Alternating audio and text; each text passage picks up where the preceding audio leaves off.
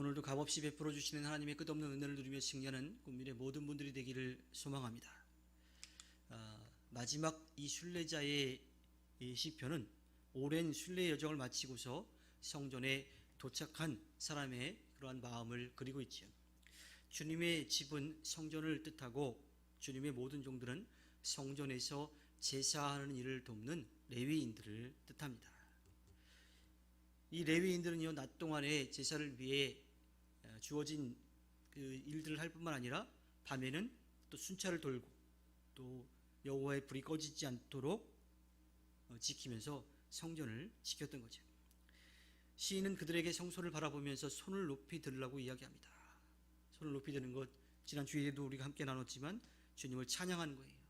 그리고 찬양하는 것에서 노래를 부르는 것뿐만 아니라 무릎을 꿇고 하나님 앞에 겸손히 하나님의 이름을 높이는 것을 이야기하는 거지요. 그들이 성전에서 행하는 모든 일들은 하나님의 이름을 높이기 위한 거예요. 하나님 앞에 예배하는 일인 거지요. 따라서 그들이 했던 그런 일들은 희생 제물을 잡는 것, 또 그것을 제단에 바치는 것 하는 모든 그 일들이 단순히 생계를 위한 일이 아니라 하나님의 이름을 높이는 예배, 바로 그 일 자체가 예배라고 하는 것을 기억하라고 말하고 있습니다. 그러면서 시인은 하늘과 땅을 지으신 주님께서 그들에게 복 내려 주시기를 기도합니다. 이스라엘 민족이 가나안 땅에 정착할 때에 이 레위 지파는 땅을 분배받지 못했죠. 하나님께서 그들에게 땅을 주시지 않은 이유는 하나님을 예배하는 일에 열심을 내도록 한 거예요. 대신에 다른 지파가 열심히 일해서 얻은 것들, 그 하나님을 제사하는 일에 헌신하고 있는 그들을 위해서 얻은 것들을 나누도록 그렇게 해줬던 거예요. 그들은 오직 성막, 그곳에서 하나님을 제사하는 일에 열심을 내야 했기 때문인 거죠. 시인은 자신이 언제든지 이 성전에 와서 제사할 수 있는 것은 그렇게 자기에게 주어진 일을 열심히 하고 있는 그 레위 지파들 덕분이라고 하는 것 가운데 레위 지파를 축복하고 있습니다. 그런데 시인이 또 알았던 게 있어요. 왜냐하면 성전 안에서 주어진 귀한 일들을 하는 그들이 오히려 그 성전에서 가장 타락할 수 있다고 하는 것을 알았기 때문입니다. 매일 성전에서 일을 하다 보면 자신이 얼마나 거룩한 일을 하고 있는지 잊어버리는 거예요. 그리고 그것이 정말 먹고 살기 위한 그냥 생계의 수단이 되어버리고 마는 거죠. 그렇게 되면 그 레위인들은 가장 거룩한 곳에 서 있음에도 불구하고 가장 타락한 존재가 될 수밖에 없는 겁니다. 그래서 시인은 레위인들에게 성소를 바라보면서 송축하라고, 주님을 송축하라고 권면하고 있습니다. 그들의 가장 우선적인 책임은 제사를 돕는 일이 아니라 그들이 제사를 드리는 일이에요. 그들에게 주어진 일이 있지만 그것이 일이 아니라 하나님을 예배하는 일이 되어야 된다고 이야기하고 있습니다. 만약에 그러지 않으면 그들은 매너리즘에 빠질 수밖에 없는 거죠. 그냥 주어진 일이니까 이거 안 하면 먹고 살 수 없으니까 하는 그러한 상태가 되어버리는 거예요. 매너리즘에 빠진 제사 행위는 하나님이 받으시지 않는 거고요. 또 사람에게는 공허한 것이 되어버리고 맙니다. 그래서 지금도 마찬가지죠. 목회자에게 있어서 가장 위험한 것은 목회를 일로 생각하게 되는 겁니다. 자신이 해야 하는 모든 일이 하나님의 영광을 위한 예배여야 하는데 그렇지 못한 거예요. 그래서 예배하는 그 시간, 또 기도하는 것, 말씀을 전하는 것, 또 신방하는 모든 것들이 그냥 일이 되어버리고 마는 거지요. 더 심하면 그것이 밥벌이가 되는 거고, 또 그것이 하고 싶지 않지만 어쩔 수 없이 해야 되는 그런 지겨운 일과 또 죽지 못해서 하는 일이 되어버리고 만다라고 하는 겁니다. 그렇게 되면 하나님을 정말 예배하는 일에 열심을 내고 또 앞장서서 해야 될 그 존재가 오히려 또 타락한 존재가 되어버릴 수밖에 없는 거죠. 시인의 권면처럼 목회자가 가장 먼저 가장 우선적으로 해야 될 일은 하나님을 찬양하는 일이에요. 세상이 아니라 주님 계신 성전을 바라보면서 하나님을 예배하는 일입니다. 바로 이런 점에서 시인이 레위인들을 위해 기도했던 것처럼 목회자도 성도님들의 기도가 필요한 거죠.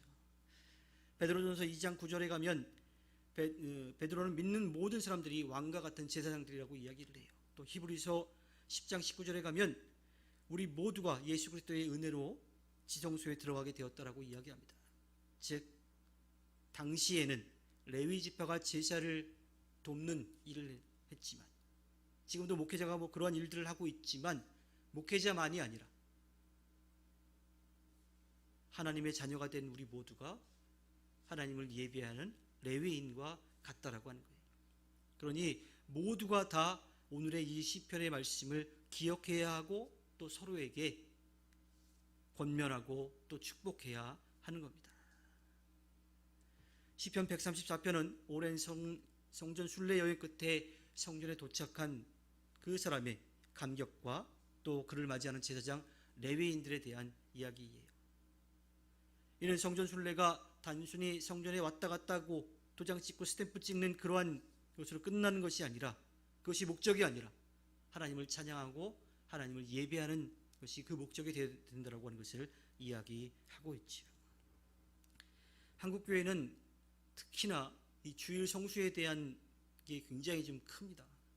그래서 어떤 분들은 다른 곳에 출장을 갔다가도 주일 예배, 또 낮에 드린다라고 하는 소위 말하는 대예배에는 꼭 본인이 출석하는 그 교회에 와서 예배하고 또 다시 출장을 가는 경우들도 있어요. 그렇지 않는다 하더라도 주일에 예배에 나가지 않으면 뭔가 조금 문제가 생길 것 같은 그러한 마음이 들기도 합니다. 그래서 어떻게 해서든 예배에 빠지지 않으려고 해요. 그리고 왔다 갔다라고 하는 것에 만족하려고 합니다. 문제는 예배에 빠지지 않는 것으로 만족하는 선에 멈추는 사람들이 많다라고 하는 겁니다. 그런 사람들뿐만 아니라요, 예배에는 빠지지 않았어요. 그 시간 정해진 장소에 와서 앉아있기는 한데 마음은 딴 데가 있어요.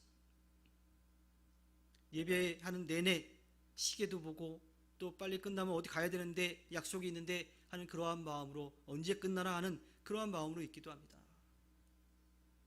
성전에 와서 예배 자리에 앉아 있긴 하지만 마음은 다른 곳에 가 있는 경우도 많이 있습니다.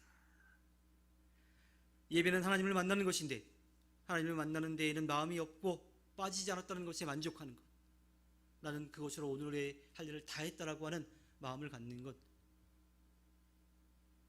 우리가 좀 조심해야 될 일인 거죠. 오늘 말씀은 우리에게 분명하게 말합니다. 성전에 올라가는 것이 근본적인 목적이 아니라 하나님을 예배하는 것이라고 하는 것, 그곳에서 하나님을 찬양하고 하나님이 주시는 귀한 은혜를 누리는 것, 그것이 성전에 올라가는 것, 그것이 예배의 목적이라고 하는 것을 분명하게 이야기하고 있습니다. 하나님께서 허락해 주신 오늘 하루를 살아갈 때 살아계신 하나님을 인정하면서 겸손히 하나님의 이름을 높이고 하나님의 말씀에 귀를 기울이고 또 하나님께 모든 것을 맡기며 나아가 승리하는 참 예배자로 하나님께 기쁨을 드리는 꿈미래 모든 분들이 되기를 주님의 이름으로 부탁드립니다. 기도하겠습니다.